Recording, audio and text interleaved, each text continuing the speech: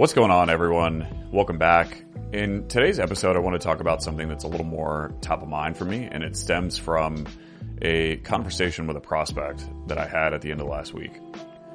Now, I have talked about this a lot on this podcast, but one thing that we grapple with, and when I say we, people who buy homes direct from seller, is how can we be in service to the customer, yet need to buy the property at the lowest possible price in order to remain profitable?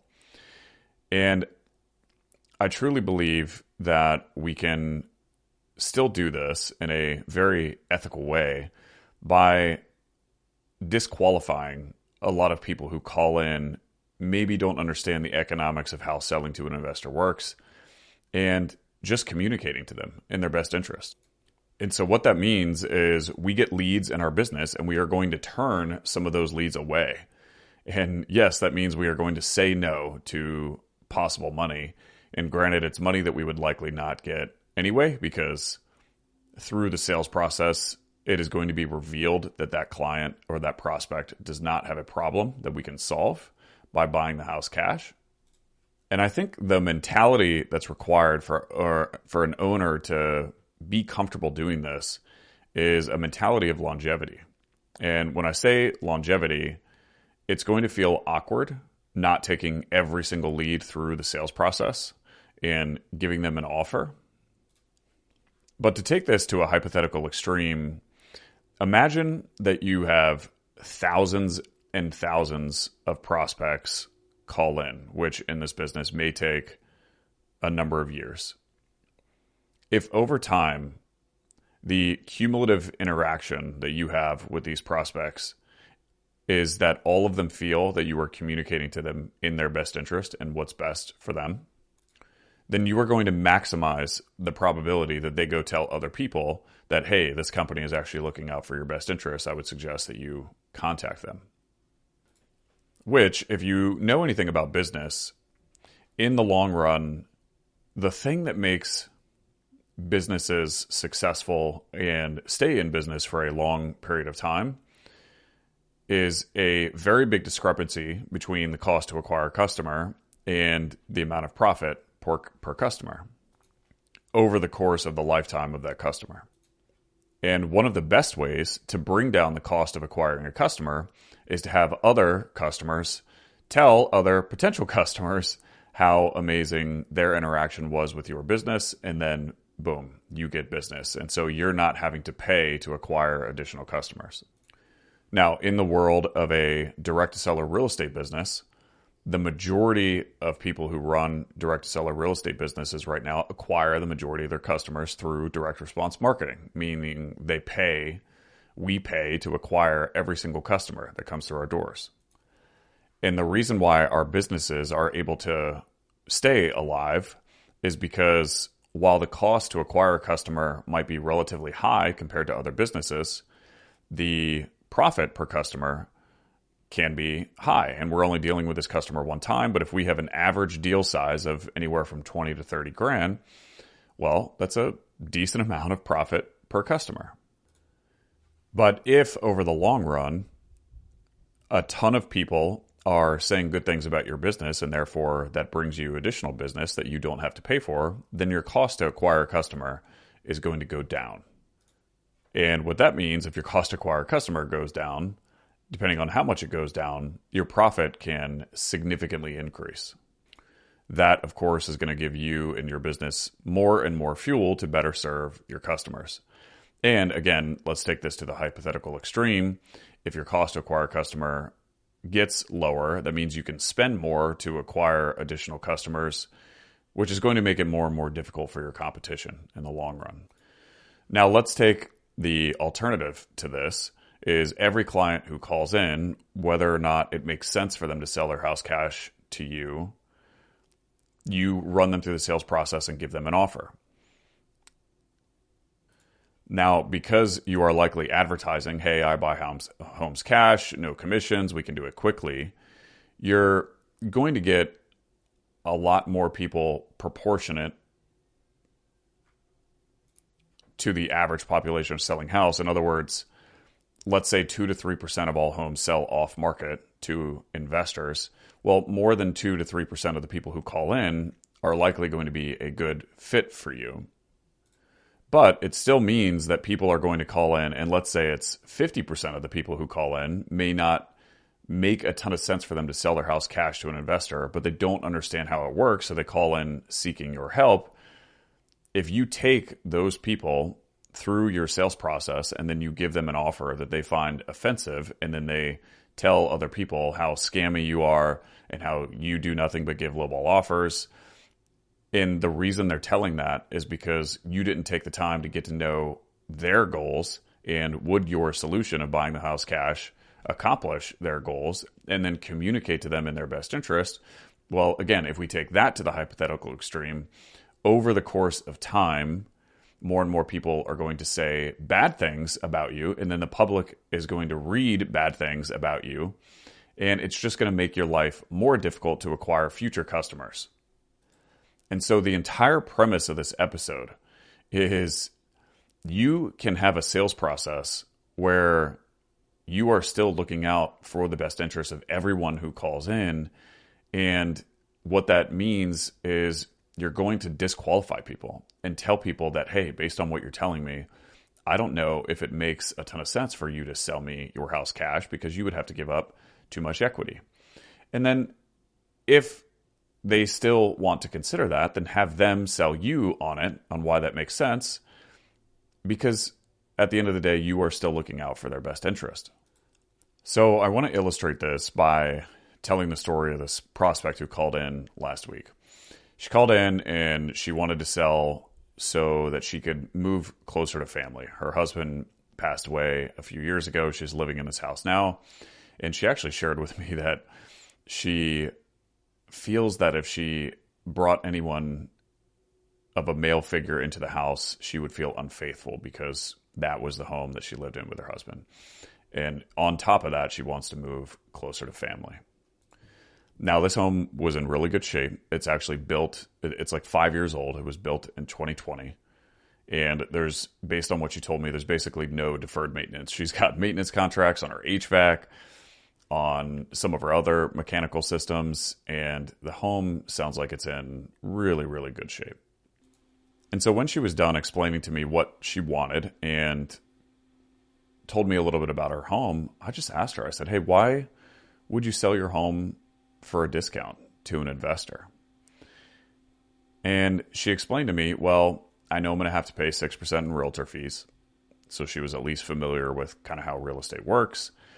And she said, if I can sell it without a realtor for maybe a little less than that, and she didn't say another 2 to 3%, but what she told me was equivalent to another 2 or 3% off, then, yeah, I would do it. And so I took that as an opportunity to kind of walk her through the economics of an example investor deal. And I did that so that she could understand that if she does sell her home to an investor cash, I want her to wrap around some sort of rough ballpark of how much equity that she would have to give up for that to make sense for an investor. And after I did that, she said, yeah, we should probably cross that off the list because most of the money that I have saved in my life, I have invested in this house. And so it's tied up in the house. And my number one goal when I move to my new place is I don't want a mortgage. So I want to take all of the money that I've invested my entire life and I want to put it into the new property that I want to pay cash for so that I'm not going to have a mortgage. And I asked her, I said, okay, well, how much money would you have to put in your pocket after you pay off this mortgage in order to accomplish that? And based on what she shared with me, there was zero probability that was going to happen if she sells her home to an investor cash. And so think about the data points that we have here. One, she told me she would sell her house at a 2 to 3% discount if she could to an investor. Two, she saved all of the money that she has saved in her entire life. She has invested in this house, so all of it is saved in this house.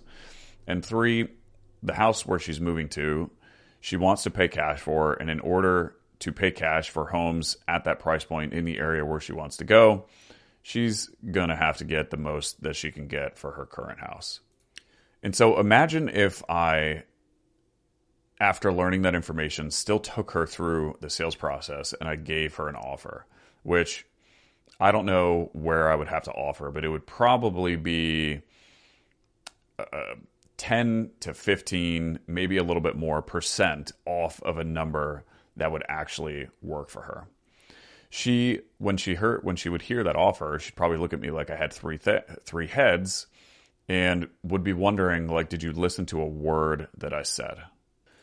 And when she told me that she thinks it's appropriate to cross the option of selling a house cash off the list, and I said, you know what, based on what you told me, I kind of agree, and here might be some other avenues. She paused and she was like, you know what, Ryan, I am so grateful for the time that you, and then she mentioned the other team member on my team, have taken to speak with me. And she's like, I feel and I truly believe that you have our best interest in mind. And when I do ultimately sell this home, I'm confident that I will do it through you. And she's starting a new position at her job recently that is going to change some personal things and about how she's spending her time. So she wants to connect once that job change has happened so that she has clarity around some other personal stuff going on. But think about how that interaction ended as opposed to if I took her through the sale process and gave her, some quote lowball offer, which of course you and I know as investors, it's not a lowball offer. It's just where we need to be, but it doesn't make sense for her scenario. And so I am sharing all this because I am extremely bullish in when you run a business, being obsessed with the customer. In order to be obsessed with the customer, you need to think about what's in their best interest. And some of the people who call in and need to sell their homes cash, it is in their best interest to do so because not being able to do so would be highly detrimental to them. However, for the clients where it doesn't make a ton of sense, I am seeing significantly more benefit to telling them that maybe it doesn't make a ton of sense, or helping them see that it doesn't make a ton of sense and then helping them seek an alternative solution. And I'm seeing significant benefit over doing that than trying to take them through a sales process and presenting an offer that makes zero sense for their situation. I believe that the way to win the game of business is to stay in business. There's no other, you don't win, right? The game of business does not have any sort of finite rules. In the Simon Sinek terms, it's an infinite game. And if you're not familiar with that, great book, by the way, Simon Sinek, Infinite Game. It's basically the premise that some games are played with finite rules. There is a beginning and an end. And based on the rules, there is a declared winner, like football, baseball, any sport, there is a declared winner. But there are other games that are infinite games that based on the rules, there are no winners. For example, marriage. The point of marriage is not to win marriage. The point of marriage is to stay married. The point of business, you don't win business. Even if you're the richest man in the world, at some point, the richest man in the world changes very frequently. So there is no winner because that quote winner becomes a quote loser if that's how you assess the game, because at some point somebody else becomes richer than him. And so the point of business is more of an infinite game, and the point is to stay in the game. And so the people who win business are the people who stay in business their entire life.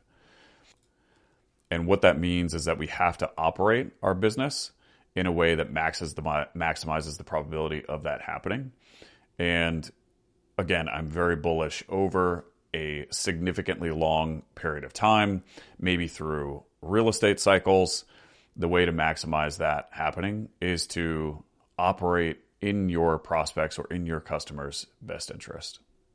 So I just wanted to share what's top of mind. If you guys think that's the worst idea ever, then sure, throw it out. But I wanted to kind of tell you how I'm thinking about serving all of our potential clientele, and the fact that a very small percentage of people who want to sell their homes end up selling them off market.